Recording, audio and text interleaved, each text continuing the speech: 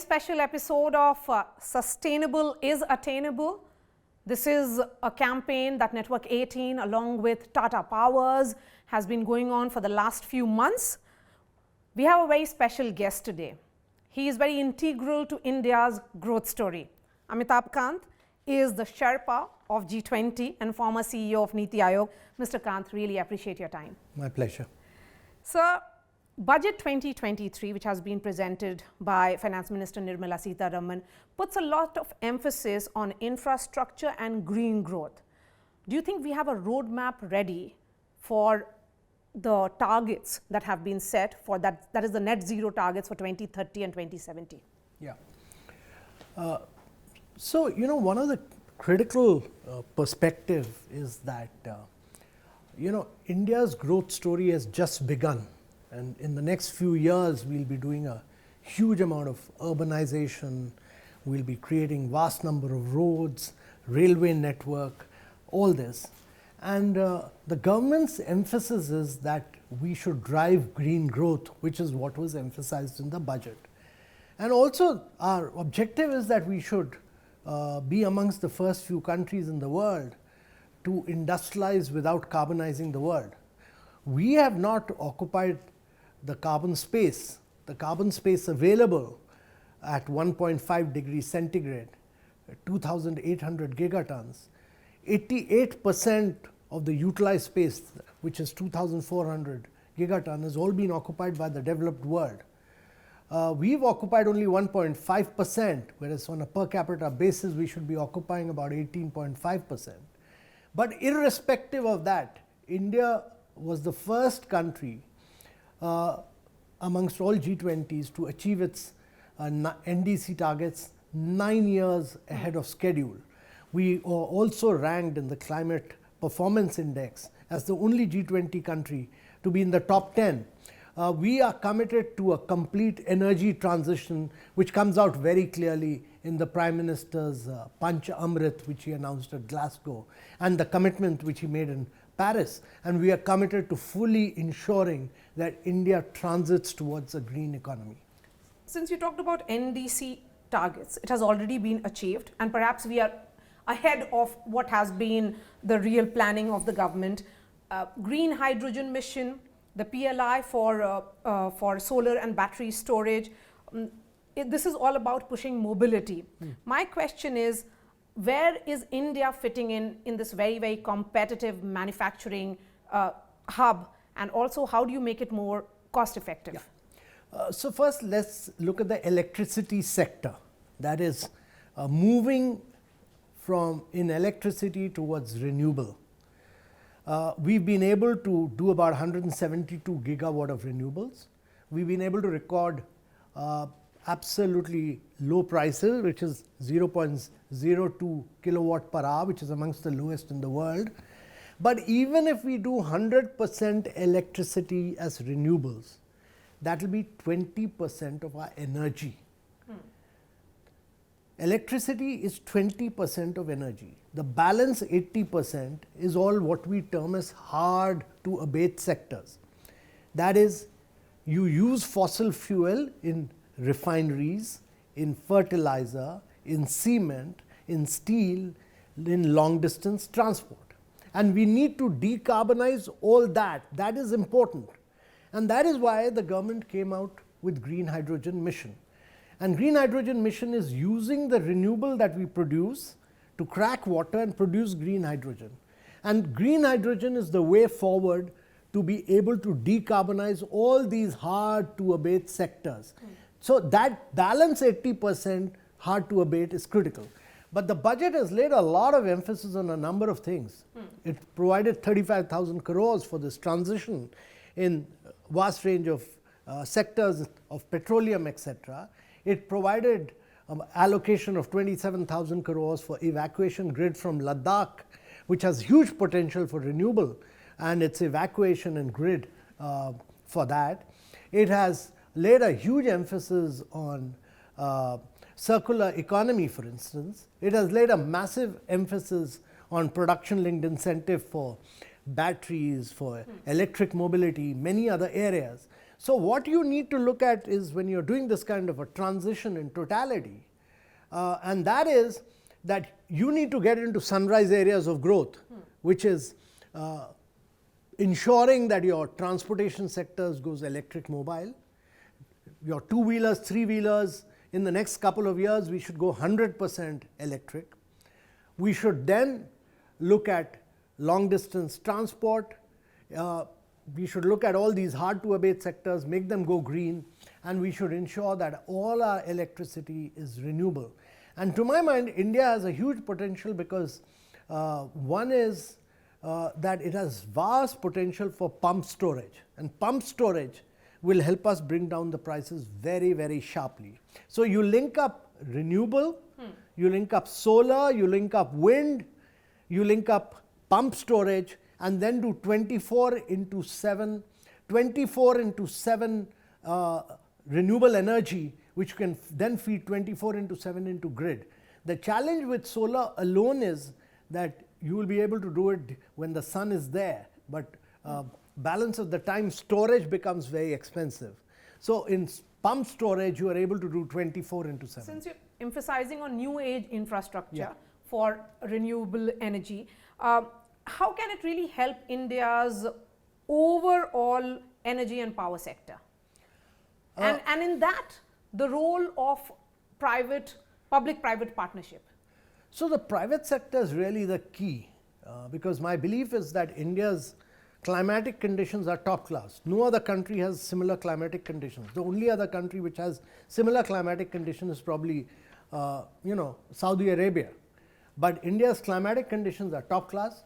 Our entrepreneurship in this sector is absolutely brilliant. So not only the bigger players but younger players are top class.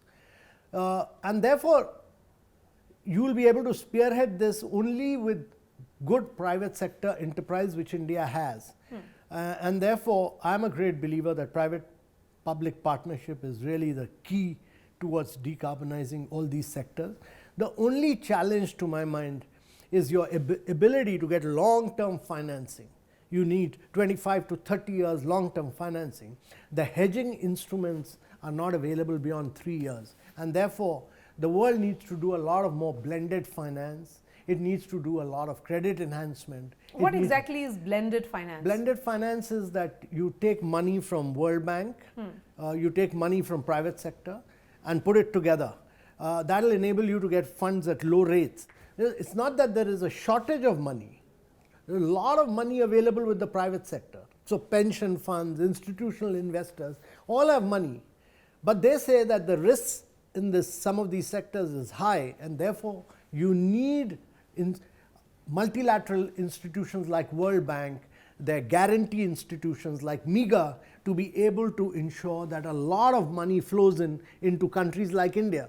While our pollution is low right now, while our carbonization is low, but soon will become because we are industrializing now, we'll soon become the third most polluting country in the world, and therefore India needs a lot of support from the rest of the world in terms of long-term financing, and that is the key.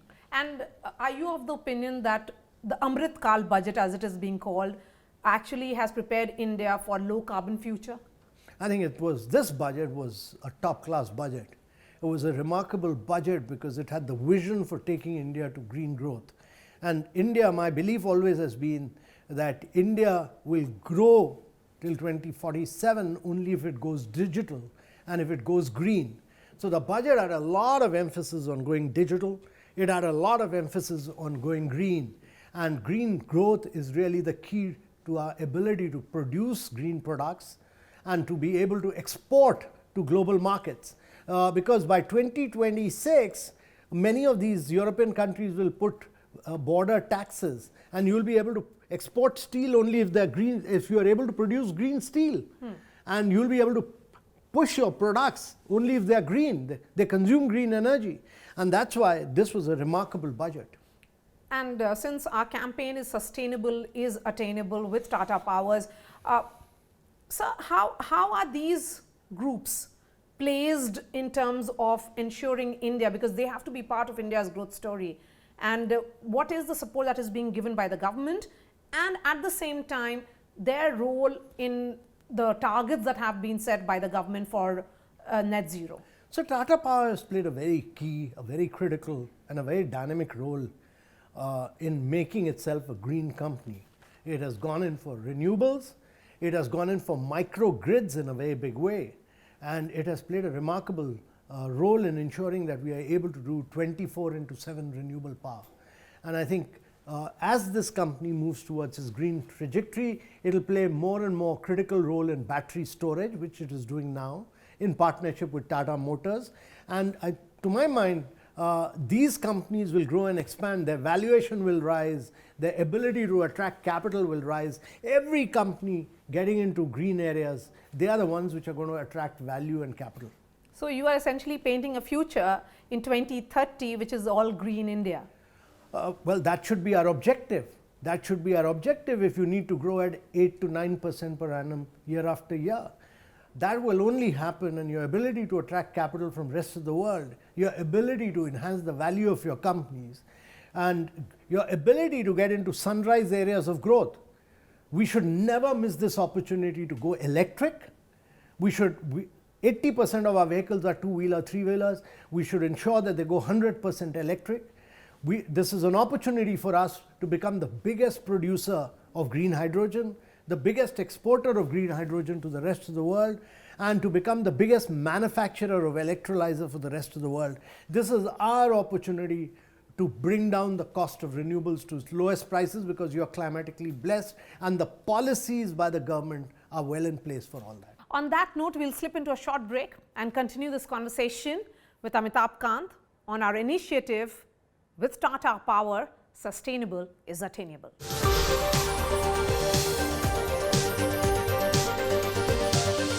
Welcome back to this special episode of Sustainable is Attainable, an initiative of Network 18 and Tata Power. Mr. Kant, we are having this conversation in a very crucial year. Yeah. This is the year of India's G20 presidency. Mr. Kant, Vasudev Kutumbakam, one earth, one family, one future, is the theme of India's G20 presidency. How can India's power sector contribute towards what is being seen as a vision and also India's ability to lead the energy transition? This theme of one earth, one family, one future, the Prime Minister's view was that irrespective of different geographical boundaries, irrespective of different political perspectives, we all come from one cosmos. We have one cosmic web, and that is why he's talked about one grid. That is why he pushed for one solar alliance, the International Solar Alliance from India. And that is why he says that actually we should look at it as one earth, and we are all part of one family. And this family will only flourish in the future if we are able to make it go green and make it grow digital. And therefore, sustainability will be the heart of everything that we do in future. Sustainability will be the key of India's growth story. Since you're talking about sustainability, and again I'm going to refer to the campaign, which is Sustainable is Attainable. Mr. Kant, share your vision and also the roadmap on this entire journey that India has undertaken. So my view is that by 2030, we should be the cheapest producer of green hydrogen in the world. We should have by then converted all our two-wheelers, three-wheelers into electric. We should have put in almost about 5 lakh of electric chargers all over the country. My view is that all the top 200 cities of India must become green cities of tomorrow, sustainable cities, much like what Indore and Surat have done. My view is that we should have pushed circular economy in a very big way so that it becomes a very integral part of our manufacturing process. And my view is that we would have done the energy transition towards greener forms of energy. But that will require a concerted effort from several stakeholders. Do you have that support? Well, the private sector has done very well in India. It's the private sector which has to do this. The policies are in place.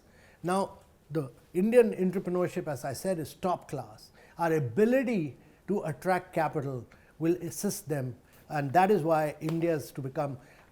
We've done a lot of work in being an easy and simple destination, and I think it's incumbent upon the rest of the world to ensure that a vast amount of foreign direct investment flows into this sector. It's incumbent upon multilateral financial institutions to ensure that credit flows flow into these sectors to enable India to do that technological leapfrogging which is required for this. Since the buzzword in this year has been about energy security, climate finance, work towards a circular economy and achieving SDGs, will you be able to bring all the nations, all the G20 countries on one table? Of course. We'll do our best. We'll attempt our best. There are geographical complexities, there's the post-COVID era, there's a geopolitical challenge, you're facing financial crisis in America, a war going on for almost a year and a half, huge political differences. But nobody is better equipped than India to be able to do this, and we'll do our best. What about how do you bring these issues center stage? We have seen what happened during the foreign ministers meet. When India's agenda is climate finance, energy security, there are other countries who have other issues on table. What are the point of convergences? I think we've done remarkably well, both in the finance minister, central bank governors meeting. We've done very well in the foreign ministers meeting. We were able to get consensus on all developmental issues. Never before this has happened. We were able to get consensus on a vast range of issues in the foreign ministers meeting, and this has been a remarkable achievement to my mind. Only on the Russia-Ukraine issue, there is a difference of perspective among some countries, but that is external to our scenario. I mean, that's an international geographical issue, a geopolitical issue, and we'll see how the situation pans out. In Bali, some agreement was arrived at, and I think we'll strive towards that as well. But on all, G20 is essentially a developmental forum. It's a growth forum. And on all developmental and growth issues, we've achieved huge success so far. And India's vision is being supported by most countries. By every single country. There's no difference of opinion on any of the developmental growth issues. There was all 20 countries have supported India on all growth issues, on all financial issues, on all developmental issues, on all issues of progress. No difference of opinion on any of these issues.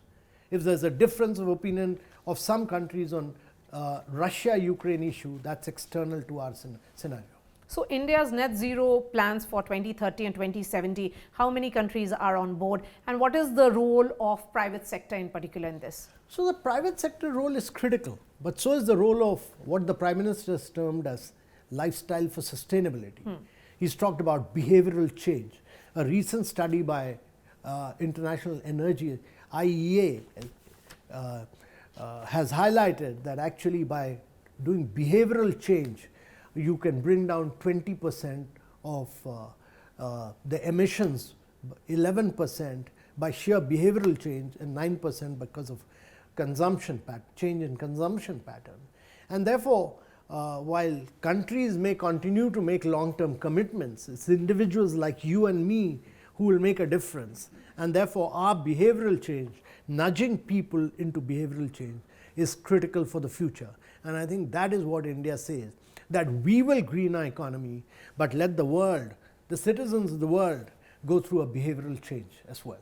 What about Indian citizens' behavior? They should all become pro-planet people. We should all, it's a part of our growing up process, it's a part of our ideology, it's a part of our very philosophy that we must give back to the earth everything that we have taken from it. And therefore, our belief is that every Indian will heed to the big vision of the Prime Minister of lifestyle for sustainability.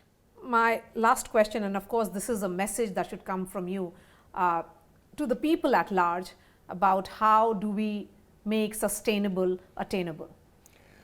Well, it's increasingly important and significant from three perspectives. It gives you a better quality of life. Secondly, you are giving back to the society what you have taken from it. And thirdly, I think it's increasingly will become fashionable for all of us to say that we are living in a sustainable world and we are doing everything that is sustainable. And fourthly, to my mind, circular economy will really be the key, that innovation, design, manufacturing will all have to be in circular manner, so that outputs from one product gets as an input into another product and so on. So the design principles will be then based on circular economy, and this will become imperative now. Before I end this conversation, you have used a word fashionable for us to say so. Why do you think it's important to make it part of the conversation? Because the younger generation is becoming increasingly conscious. My generation wasn't, but the younger generation is all realizing that the earth may survive, but human beings will go extinct if we do not bring the earth to net zero by 2050. And that would require that not only the developed countries which have carbonized the world, but even emerging markets actually play a critical role, because unless all of us work towards a net zero, they accelerate the pace of decarbonization, and we ensure that when we are industrializing without carbonizing. And the role of the startups, because there are several new age infrastructure bodies, and because you talk about technologies, it has to assist us in this entire journey. So a lot of innovation is happening in this area. A vast amount of innovation is happening across sectors: agriculture, health, innovation, storage, recycling of batteries, electric mobile manufacturing. Phenomenal amount of the kind of energy and dynamism and vibrancy you see in India, you will not see in any other part of the world. And these startups, with their innovation, with their vision, will dramatically alter the fortunes of India towards a sustainable nation. Mr. Kant, really appreciate your time. Thank you so much. Thank you.